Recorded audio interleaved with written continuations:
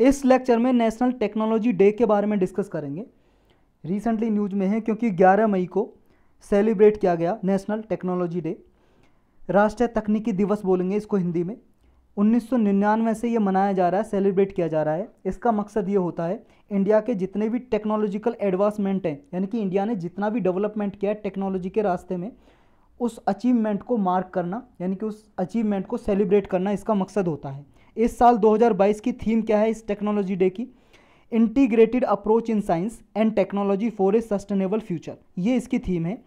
Significance क्या है, importance क्या होती है इस डे की? देखो 11 मई 1988 को इंडिया ने अपने 3 न्यूक्लियर बॉम्ब का डेटोनेटेड किया था, यानी कि एक्सपेरिमेंट किया था 3 न्यूक्लियर बॉम्ब का। कहाँ पे? इंडियन आर्मी का पोखरन टेस्ट रेंज पे। इंडियन आर्मी का देखो पोखरन में, यहाँ पे भाई साहब इंडियन आर्मी का ये समझ लो टेस्ट रेंज है। यहाँ पोखरन बाड़मेर डिस्ट्रिक्ट है यहाँ राजस्थान में, वहाँ पे है पोखरन नाम की जगह। तो वहाँ पे ये एक्सपेरिमेंट किए थे। जिन साइंटिस्ट की जो टीम थी उसको लीड किसने किया था? डॉक्टर APJ अब्दुल कलाम ने लीड किया था।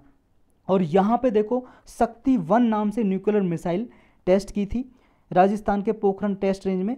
और 2 दिन बाद, इसके 2 दिन बाद जब ये शक्ति 1 नाम की न्यूक्लियर मिसाइल यहाँ पे लॉन्च की, यानी कि टेस्ट की, उसके 2 दिन बाद ही 2 न्यूक्लियर वीपन्स का टेस्ट किया यहाँ पे पोखरन 2 नाम से या ऑपरेशन शक्ति इनिशिएटिव नाम से, जो यहाँ पे न्यूक्लियर टेस्ट किए थे। यानी कि इसके बाद हमारा देश, हमारे प्राइम मिनिस्टर उस टाइम पे थे अटल बिहारी वाजपेयी जी, तो इन्होंने इंडिया को न्यूक्लियर स्टेट डिक्लेयर कर दिया था। उस टाइम पे 1998 में सिर्फ 6 कंट्री ऐसे थे जिनके पास न्यूक्लियर वीपन्स थे इंडिया को मिला के, यानी कि इंडिया 6th कंट्री बन गया था, nuclear club of the nation की कैटेगरी में आ गया था। 6 ही कंट्री ऐसे थे जिनके पास न्यूक्लियर बॉम्ब थे। देखो इससे पहले 1974 में भी हमने एक न्यूक्लियर बॉम्ब का एक्सपेरिमेंट किया था। नाभ के हथियार थे हमारे पास, एटम बम वगैरह, एटम बम, हाइड्रोजन बम का एक्सपेरिमेंट किया था, एटम बम का, न्यूक्लियर बम का। लेकिन उस टाइम पे इंडिया ने अपने आप को न्यूक्लियर वीपन स्टेट डिक्लेयर नहीं किया था। डिक्लेयर किया था 1998 में, जब दूसरी बार किया था ये न्यूक्लियर वीपन्स का टेस्ट 1998 में पोखरन में किया था। और उस टाइम पे भी 1974 में भी पोखरन जगह पे किया था राजस्थान में। इसी दिन 1998 में 11 मई को ही, इसी दिन सेम डे बेंगलुरु में हंसा 3 नाम का इंडिया का फर्स्ट इंडिजिनस एयरक्राफ्ट को टेस्ट किया गया था। ये इंडिया का फर्स्ट इंडिजिनस एयरक्राफ्ट था हंसा 3 नाम का।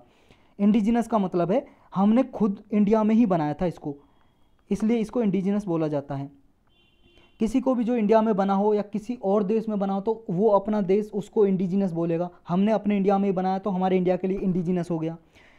त्रिशूल नाम की इसी दिन एक शॉर्ट रेंज मिसाइल भी टेस्ट की थी जिसका सक्सेसफुल टेस्ट हुआ था। ये त्रिशूल नाम की मिसाइल है जो 11 मई को ही 1998 में हमने टेस्ट की थी।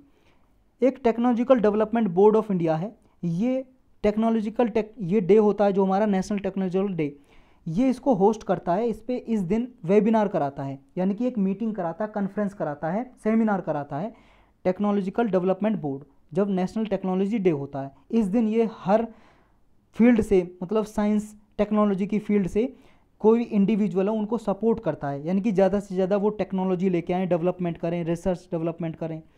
इस टेक्नोलॉजिकल डेवलपमेंट बोर्ड को 1996 में एस्टेब्लिश किया था इंडिया में, और ये एक स्टैट्यूटरी बॉडी है, यानी कि लॉ बना के, कानून बना के पार्लियामेंट ने बनाया था इसको।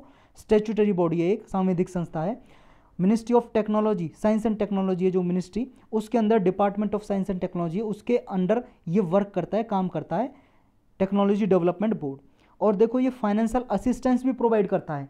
स्टेटमेंट में यूपीएससी ऐसे दे देता है कि ये फाइनेंशियल असिस्टेंस यानी कि वित्तीय सहायता भी देता है क्या साइंटिस्ट वगैरह को, इंडियन इंडस्ट्रीज़ को, एजेंसीज़ को। तो ये फाइनेंशियल असिस्टेंस प्रोवाइड करता है, ये बात आपको याद रखनी है।